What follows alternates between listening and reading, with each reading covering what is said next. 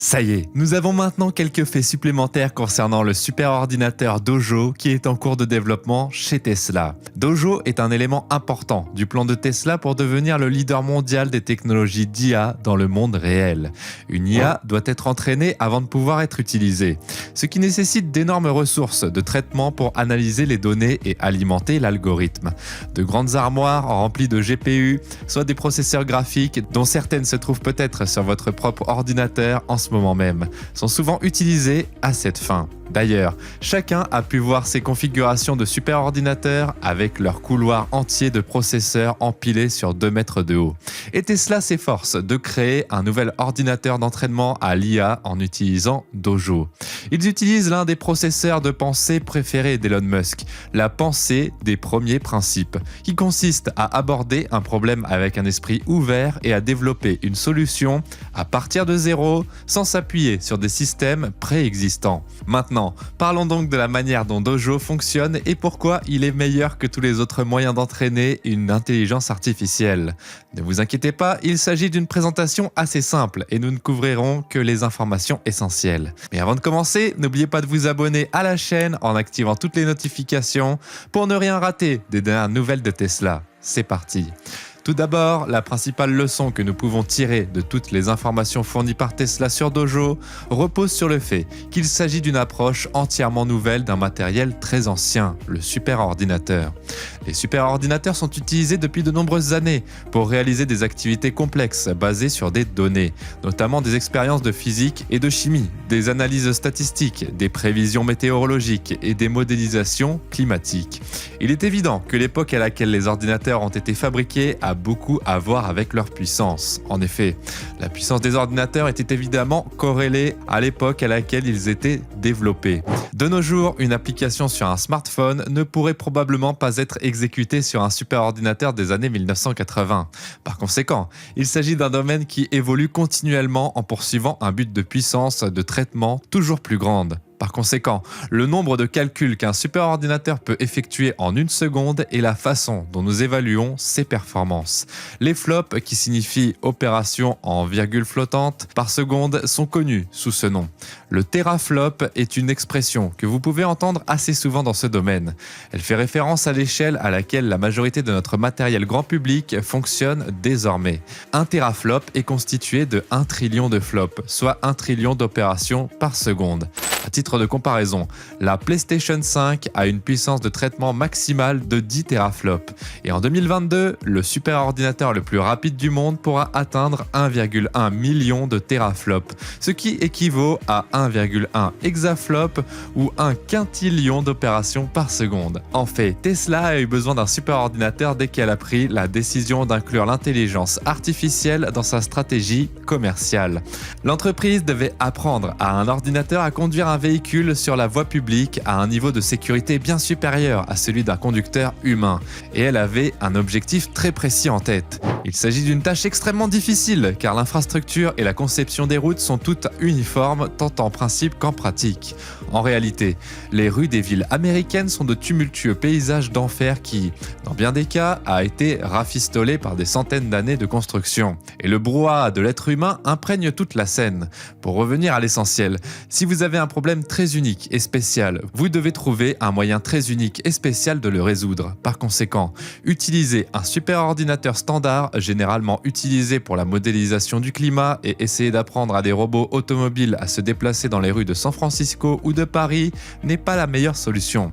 Ce n'est pas une vérité fondamentale, et c'est tout à fait comparable à la distinction entre le Model S et le Roadster Tesla original. Le premier Roadster n'était qu'une voiture de sport Lotus Elise dont on avait retiré le moteur à essence pour le remplacer par un groupe motopropulseur électrique. Avec la Model S, Tesla a pu créer un véhicule entièrement électrique à partir de zéro sans faire d'ajustement ou de compromis. Cela a permis à la Model S de devenir la voiture électrique la plus populaire jamais fabriquée, ce qui a entraîné la révolution des véhicules électriques. Cependant, le perfectionnement d'un nouveau superordinateur prend du temps. Dans l'intervalle, Tesla a effectué la formation de son réseau neuronal en utilisant des technologies basées sur le GPU. Former un ordinateur à la conduite est similaire à apprendre à une personne à conduire.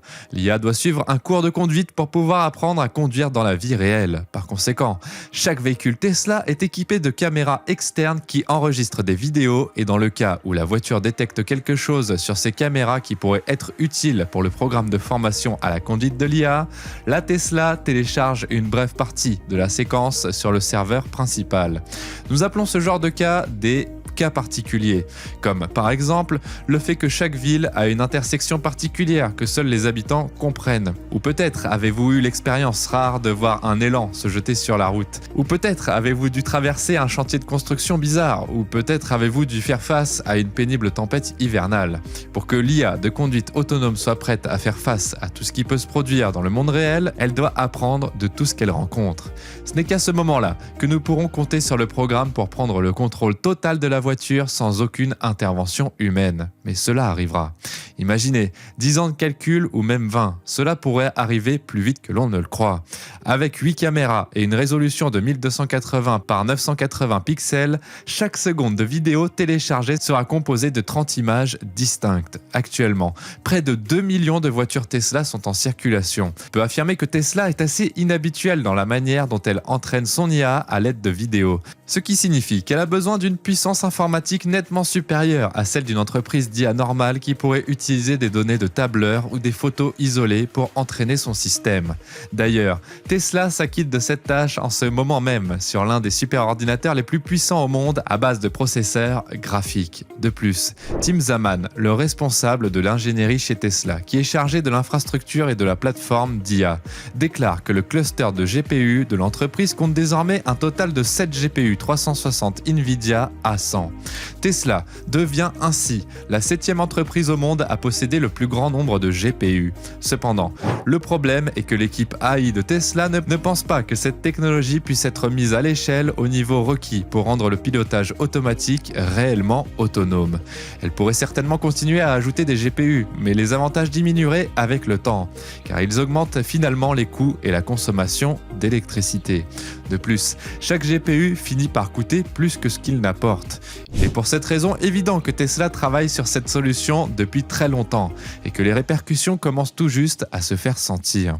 L'entreprise a d'abord recruté des experts dans la communauté informatique au sens large. Émile Talpez a rejoint Tesla après 17 ans chez AMD, où il a travaillé sur le processeur Opteron. Il a récemment donné une conférence sur Dojo à la conférence Hot Chips.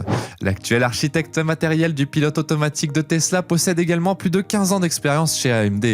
Bill Cheng, l'ingénieur système en chef de Tesla, a travaillé pour IBM pendant 15 années supplémentaires avant de rejoindre Apple pour aider la société à passer au processeur M1 en silicium d'Apple.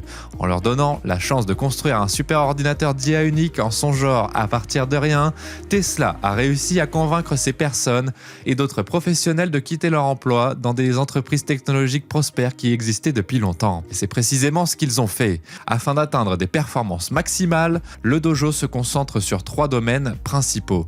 Il s'agit de progression, de l'efficacité et de la bande passante.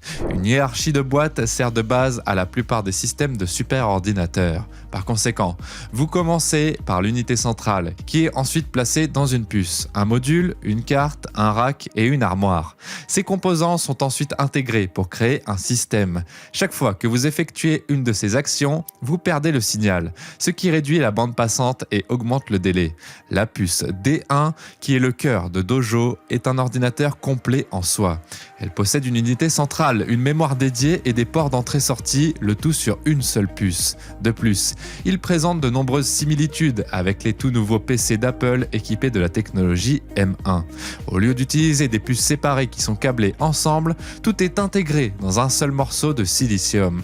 Et savez-vous comment la RAM, le GPU et le CPU, unité centrale de traitement, sont généralement répartis partie dans une tour de PC typique? Imaginez à quel point le GPU A100 serait plus petit et plus puissant en énergie si tous ses composants étaient réunis en une seule puce qui pourrait tenir dans la paume de votre main. Lorsque les puces D1 sont combinées pour créer une tuile, les choses commencent à devenir fous. Dans une matrice 5x5, 25 puces sont parfaitement assemblées pour former ce maillage bidimensionnel. Donc 25 ordinateurs différents, chacun fonctionnant sur une seule tuile de silicium. Par ailleurs, Intel a annoncé que la bande passante entre chaque puce est de 9 gigaoctets par seconde, avec une latence de seulement 100 nanosecondes. Pour mémoire, une nanoseconde correspond à un milliardième de seconde. Chaque tuile est dotée d'un système qui fonctionne avec l'électricité, la chaleur et le mouvement, et utilise 15 kW d'électricité. Par conséquent, chaque tuile possède son propre système indépendant d'alimentation et de refroidissement. Nous avons donc maintenant 25 ordinateurs différents qui peuvent communiquer entre eux à un rythme de 9 gigaoctets par seconde. Ils utilisent tous la même alimentation électrique et le même système de refroidissement. Dojo se met à l'échelle en joignant les tuiles une fois de plus sur un plan bidimensionnel après cela. En faisant un seul grand panneau plat de tuiles, nous pouvons garder l'espace entre deux parties aussi étroites que possible. En fait, dans un superordinateur ordinaire, ces tuiles seraient empilées les unes sur les autres de manière tridimensionnelle, et un réseau de câbles optiques relierait chaque couche. Par conséquent, chaque tuile est connectée à toutes les autres tuiles sur au moins 2 côtés, voire 3. Cela permet au Dojo d'atteindre une transmission de bande passante de 4 gigaoctets et demi par seconde sur chaque bord de tuile. De plus, il semble qu'il connecte maintenant 6 tuiles en même temps, en un seul système. Chaque tuile fonctionne de manière autonome et n'a pas besoin de puissance ou de refroidissement supplémentaire. Il y a donc jusqu'à 150 ordinateurs différents qui travaillent ensemble dans un seul système. Ensuite, il continue à connecter ces systèmes de manière collective jusqu'à ce que vous atteigniez la puissance de traitement nécessaire. Ils peuvent évoluer jusqu'à l'infini, car chaque tuile possède ses propres systèmes d'alimentation et de refroidissement. À l'heure actuelle, Tesla souhaite que Dojo atteigne l'échelle hexa, ce qui nécessite un total de 120 tuiles, soit 3000 puces D1, fonctionnant comme un réseau intégré. Par son évolution, Dojo serait en mesure de doubler sa puissance de calcul tout en utilisant moins de la moitié du nombre de processeurs, beaucoup moins d'énergie et un encombrement bien moindre. C'est l'objectif de cette initiative selon Tesla. Tout ce qui leur permettra de doubler leur capacité actuelle en plus de les dépasser, puis de les multiplier par 2 et ainsi de suite. Tout ce qui fait partie de la conception d'un bâtiment écologique. Et vous, que pensez-vous de ce super ordinateur? Pensez-vous que Tesla se dirige sur la bonne voie? Dites-le nous dans l'espace des commentaires. En attendant, merci d'avoir regardé cette vidéo et n'oubliez pas de vous abonner en activant toutes les notifications pour ne rien rater des dernières actualités de Tesla.